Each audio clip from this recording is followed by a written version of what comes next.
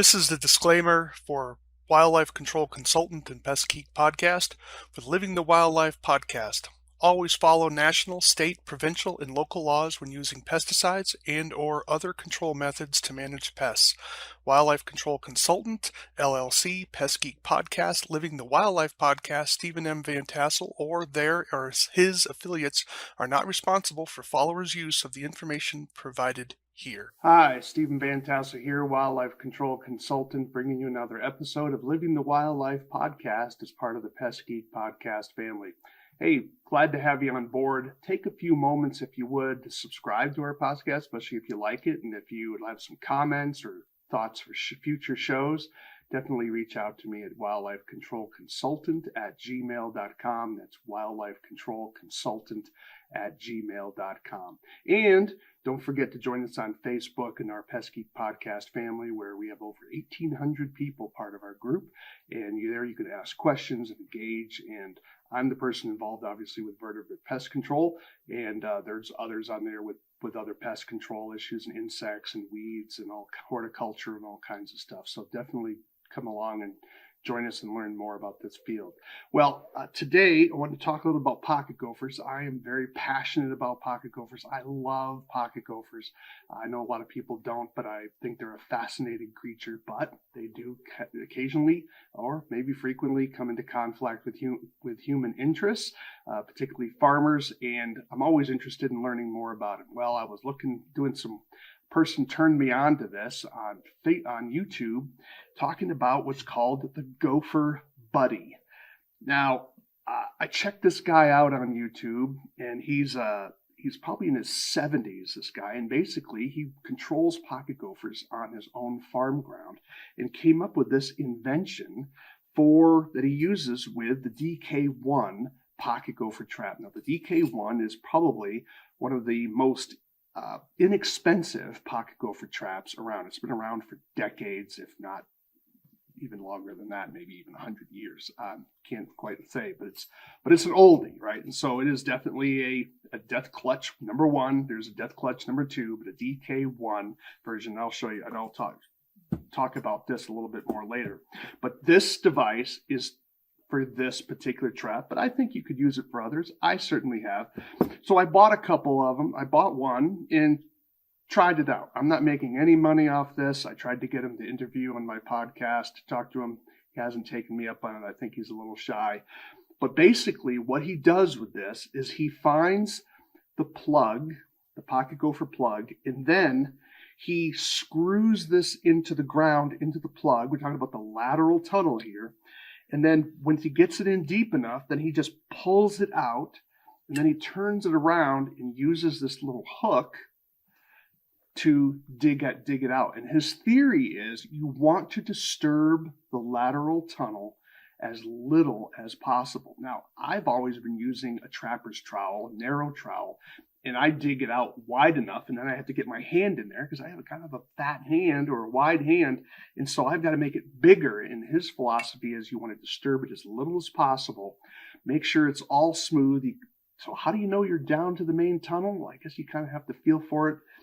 I can't say I'm an expert in using this yet, but I have tried it, and it's interesting. I want to try it a little bit more. I did trapping for several days on a producer's property that had a grass alfalfa mix, and it's certainly an interesting idea, and I'm fascinated by it. But I wanted to sort of turn others onto it. And I'll give you a link to his YouTube webpage. But if you search Gopher Buddy, GOPHERBUDDY, the Gopher Buddy, you can learn about it. He's got about 4 videos, and I'm just fascinated with it. Now, he has another part to this, namely in terms of how it's used to set.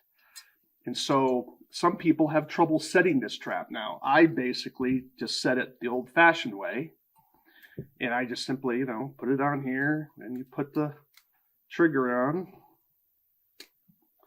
Put it on kind of deep, and then you basically grip it real hard here, and then just spin it around, and then you adjust the trigger so that it becomes a little bit of a hair trigger here. and you're good to go. That's basically setting your trap there. And that's basically it. Okay, some people have trouble doing that.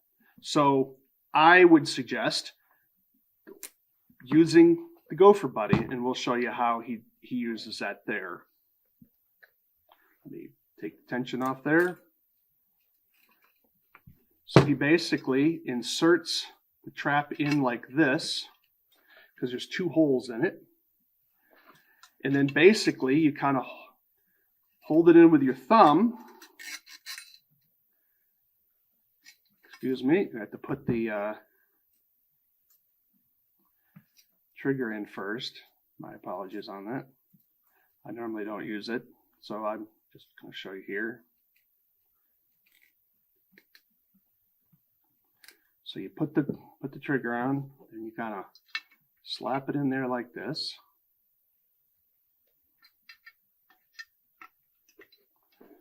Okay, hold it down, and so now you've got, you can go right around like that, and you can do that. Now he has another little bar that he uses to give you even more mechanical leverage.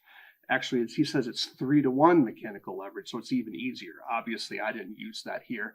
I suspect most of you wildlife control operators wouldn't need that extra bar, but if you find maybe you get injured and you lost some hand strength or whatever, certainly you could do that, but then you're kind of good to go. So it's an interesting little device, and I'm just sort of turning you on to it here to something to check out.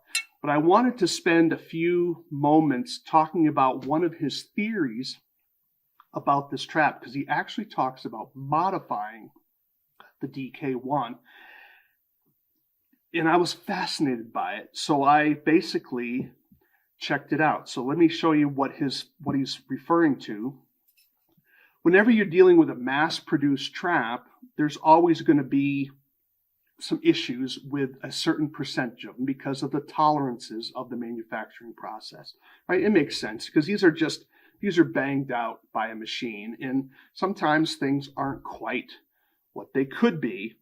And so that's what he talks about, how sometimes you need to modify. And so what happens is when we're putting the trigger on the jaw, you have to kind of wedge it in there. And sometimes in order to get things to fit, you have to kind of bend it down because sometimes this bar is way too high. And so if that bar is way too high, it's too difficult. Then you have to bend it down in order to get it onto the trigger. He then says what happens is you have what's called a weak jaw or a lazy jaw. And you can see that here a little bit in this one because you can see a gap between the jaw and the bottom bar.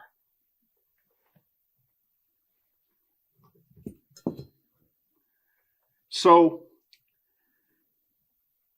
this one isn't bad, but it's still not necessarily ideal because he wants this, you want it to lay completely flat. And you want this not to have a big problem. And so what happens is when you're bending it down, you create that weak or that lazy jaw, he says. Well, I never thought about that before because I've used this trap a lot when I was doing some research at the University of Nebraska-Lincoln. I published an article, you can go online and look it up, where we talked about some research on whether you leave the burrow open or leave the burrow closed. And we were using the cabbie trap and the DK1. And we were testing it both in alfalfa fields and in grass fields. Okay, we were testing it in both environments. So I was always, when I found some traps like this, I would just simply press this right down and force it. And he said, no, you shouldn't do that. You shouldn't have to do that. So how do you fix that? Well, he says what you do is you get yourself a 7 30-second file, rat tail file, and a round file, and basically the same type of file you'd use to sharpen your chainsaw. There's one I purchased here from Oregon. I don't make any money off any of this, folks. Okay, so just want to be sure on that. So here's your 7 30-second file, and then what you do is you have to file a gap right there. You're filing right here so that it looks more like this. Let me release it so I don't hurt myself. So that it looks like that. See if I can put both of them together so you can see a comparison. We're having some video issues here. Obviously, this is some kind of close-in work here, so please bear with us. Here's the one that's been modified.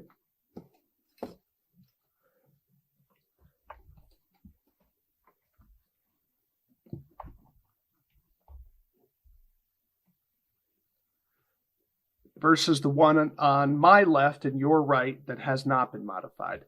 So what you're doing is you're taking the file and you're filing off here to create this little groove. And the reason you're doing that, and let me try to show you, is that it makes it easier for this trigger to pop out. So notice maybe it's hard to see in the screen, but when I'm pushing this on, I don't have to put as much force into ramming it in there because there's more movement allowed by me filing away some of that bar. And then I don't have to push it down as far because there's more movement allowed because I filed that bar. Whereas in this one, I'll spread the jaws out. Now I've got to push that in and I've got to crank this down in order to get that trigger on. Why? Because that fatness there in that bar has to be ground down. Now, thankfully, you don't have to do this for all the traps. But his theory is that by having this jaw easier to move up, you have less misfires because, in fact, only one of the jaws is actually moving. And I never thought about that before. Well, anyways, he has 4 videos on using this particular trap. I can't give him a full-on thumbs up that he's definitely telling the truth. He's not lying. I'm not suggesting that. But whether he's accurate or not in all that he's saying, I don't know. But what I am saying here is I think that he's onto something in terms of all 4 of his videos. I think he's onto something that you want to consider if you end up using the DK1 trap. If you are using the DK1, I'm going to strongly encourage you at least consider what he's referring to and what he's talking about. And I think that it will improve your capture success. I still haven't fully proven it out yet, but I think he's onto something. If nothing else, it will force you to think differently about your pocket gopher traps, particularly at the DK1, and I think it will make you a better trapper because his philosophy is that he should always be catching a pocket gopher. He should never be having misfires or his traps buried, and I think he's onto something, and I want to encourage you to check him out. So I'm going to provide a link onto this video. Again, I'm not making any money off this. Here's the Gopher Buddy. It's not that expensive. I think it's $25 post-paid, and this is a rugged piece of equipment, okay? There's another item. There's another bar that comes with it to help you set your trap, and he has a little bit of instructions with it, or you can just view his video.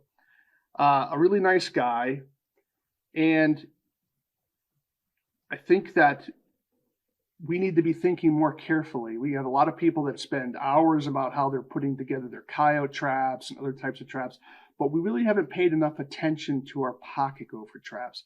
And I think it's high time that we did, because I think our capture success should be a lot higher than what it is. And that's basically what I wanted to tell you today, and have you check this guy out, the Gopher Buddy, and his technique. And I think if nothing else, it'll make you think differently about your pocket gopher trapping. It certainly stimulated my thinking in a lot of different ways. Well, I'm Stephen Vantassel, Wildlife Control Consultant. Again, I'm really glad to have you on board here on the Living the Wildlife podcast. Do take a few moments, drop me an email at wildlifecontrolconsultant@gmail.com, wildlifecontrolconsultant@gmail.com. Would love to hear from you. And again, we want you, always remember, we want you to live the wildlife, not be the wildlife. Take care.